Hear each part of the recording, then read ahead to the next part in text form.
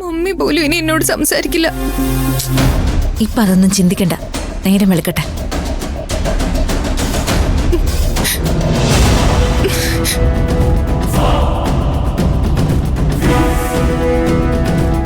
Madam എന്നോട് ക്ഷമിക്കണം. അത് മാഡത്തിന്റെ കൂട്ടുകാരനാണെന്ന് ഞാൻ അറിഞ്ഞില്ല. കനക പറഞ്ഞില്ലേ നിന്നോട്? അത് പറഞ്ഞു. എന്നിട്ട് നീ ആളെ വിളിച്ചു കൂട്ടി കരുതിക്കുട്ടി ബഹളം ഉണ്ടാക്കി. ഇല്ല മാഡം, എനിക്കറിയില്ലായിരുന്നു. മതിയടി.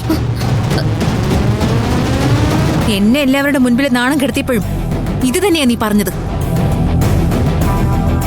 ഇനിയിപ്പൊ എന്നെ ഇവളെ സൂര്യൻ ഡാഡി ഒന്നും നല്ല രീതിയിൽ കാണില്ല. പക്ഷെ നിന്നെ കുറിച്ച് നല്ല അഭിപ്രായമായിരിക്കും.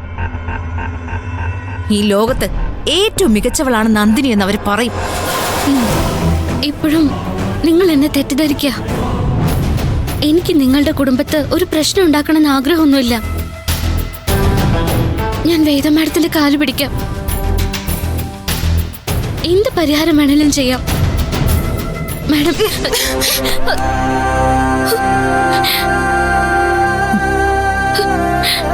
എന്ത് പരിഹാരമടി നീ ചെയ്യാൻ പോന്നേ?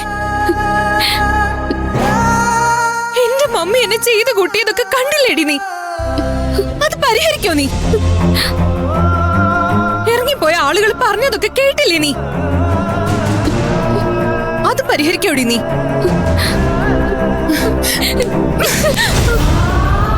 എന്താ നിനക്ക് പ്രതികരിക്കാൻ തോന്നുന്നുണ്ടോ? ഉണ്ടെങ്കിൽ പ്രതികരിക്കേ. ഇല്ലെങ്കിൽ ഏട്ടനെയോ ഡാഡിയോ ആരെയാന്ന് വെച്ചാ വിളിച്ചു വരുത്ത്. ഞാൻ ചീത്തയാ? എനിക്കിനി നഷ്ടപ്പെടാൻ ഒന്നുമില്ലല്ലോ. വിളിക്കടി നീ. മുൻപ് മമ്മി മാത്രം പറഞ്ഞോണ്ടിരുന്നേ, ഇപ്പൊ ഞങ്ങളും കൂടി പറയാം. നിന്റെ ഈ വൃത്തികെട്ട മുഖം ഞങ്ങൾക്ക് ഇനി കാണണ്ട. ഇറങ്ങിപ്പോ. എല്ലാം ഒപ്പിച്ച് വെച്ചിട്ട് അവസാനം മാപ്പ് ചോദിക്കാനുള്ള ഈ വരവുണ്ടല്ലോ. ആ നാടകം ഇനി കുടുംബത്തിൽ നടക്കില്ല.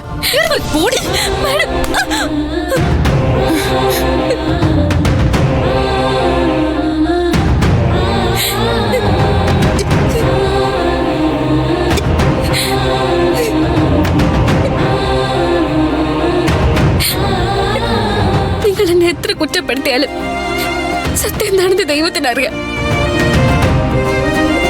എപ്പോഴെങ്കിലും ഒരിക്കലും നിങ്ങൾക്കൊക്കെ അത് മനസ്സിലാവും.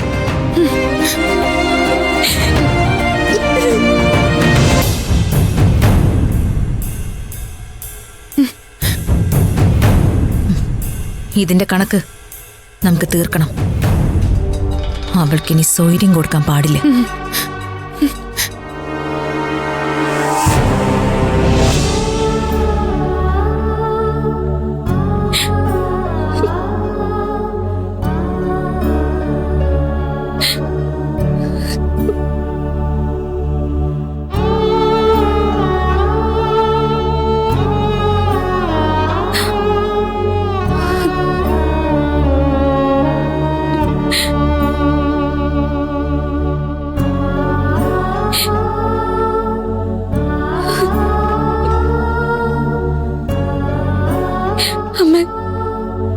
ഇവിടെ എനിക്ക് തെറ്റ് സംഭവിക്കുന്നത് എന്തിനാ? എല്ലാ കാര്യത്തിലും ഞാനിങ്ങനെ കുറ്റവാളിയാവുന്നേ. അമ്മയുടെ മുന്നിൽ നിന്ന് പ്രാർത്ഥിക്കുമ്പോ പോലും ഈ കുടുംബത്തില് ഒരാൾക്ക് ദോഷം വരുത്തരുതെന്നല്ലേ പറയാറുള്ളൂ.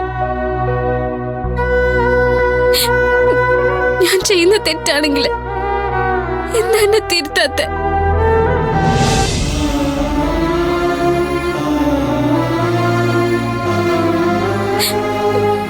എന്നാ ഇവരുടെ നാവിൽ നിന്ന് ഒരു നല്ല വാക്ക് കേൾക്കുന്നത്?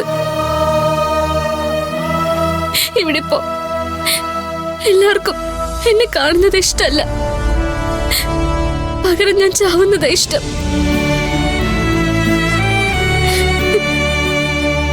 സങ്കടം പറയാൻ എനിക്ക് അമ്മയുടെ മുന്നിൽ മാത്രമേ വരാനുള്ളൂ. അമ്മയും എന്നെ വേണ്ടെന്ന് വെച്ച എങ്ങനെയും എന്നെ കൊന്നേക്ക്. എനിക്ക് ജീവിതം തന്നെ മടുത്തു തുടങ്ങി.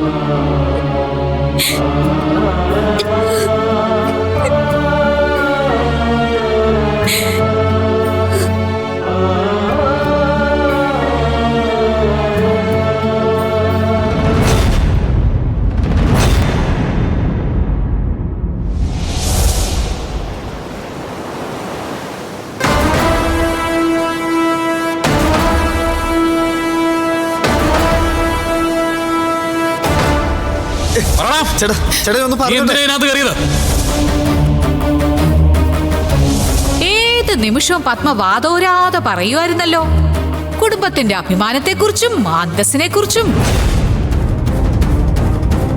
ഇപ്പൊ എവിടെ പോയി അന്തസ്?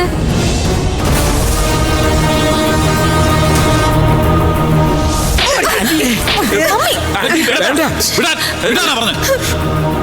പല തവണ അച്ഛൻ പറഞ്ഞിട്ടുണ്ട്, തെറ്റ് ചെയ്യുന്നവരെ തെറ്റ് ചെയ്യുന്ന സമയത്ത് തിരുത്തണമെന്ന്.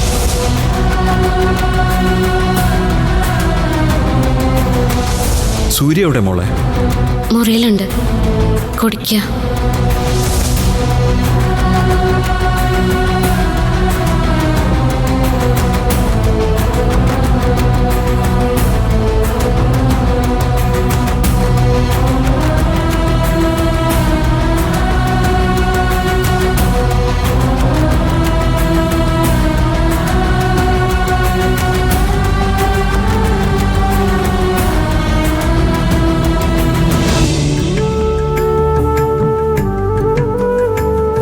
അച്ഛൻ ഇവിടെ വന്നിരിക്കുന്നുണ്ടാവുമെന്ന് എനിക്ക് തോന്നി.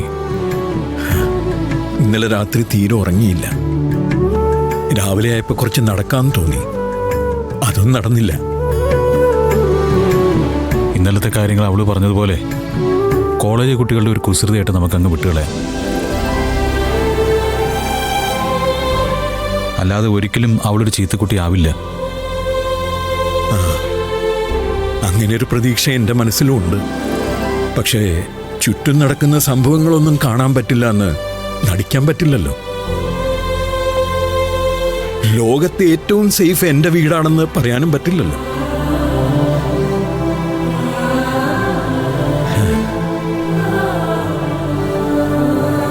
ആവശ്യമുള്ളതിനും ഇല്ലാത്തതിനുമൊക്കെ അഭിമാനത്തിന്റെ കണക്ക് പറയുന്നവളാ പത്മ. ഇന്നലെ പത്മയുടെ അവസ്ഥ കണ്ടോ നീ? ദയനീയമായിരുന്നു.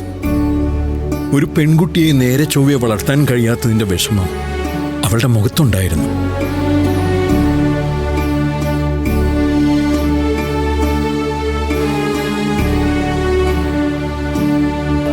ഞാനിനി ഒന്നും പറയുന്നില്ല എന്ന് തീരുമാനിച്ചിട്ടുണ്ട്. അച്ഛൻ്റെ ഭാഗത്തൊന്നും അങ്ങനെ തന്നെ മതി.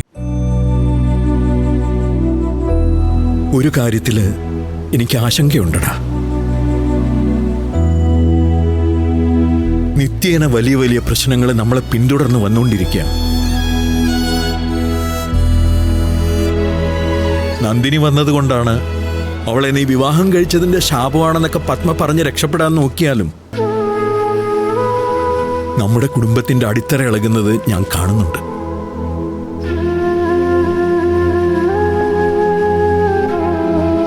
നീ സ്ഥിരം ചോദിക്കാറുള്ളത് പോലെ കുടുംബകാര്യങ്ങളിൽ അച്ഛൻ സൈലന്റാണ്. പത്മയുടെ ധിക്കാരവും ബഹളവും തന്നെയാണ് അവിടെ ജയിച്ചു നിൽക്കാറ്. പക്ഷെ അപ്പോഴൊക്കെയും എനിക്കൊരു വിശ്വാസം ഉണ്ടായിരുന്നു, പെൺകുട്ടികളാരും പത്മയെ മറികടക്കില്ല. അത് തകർന്നു.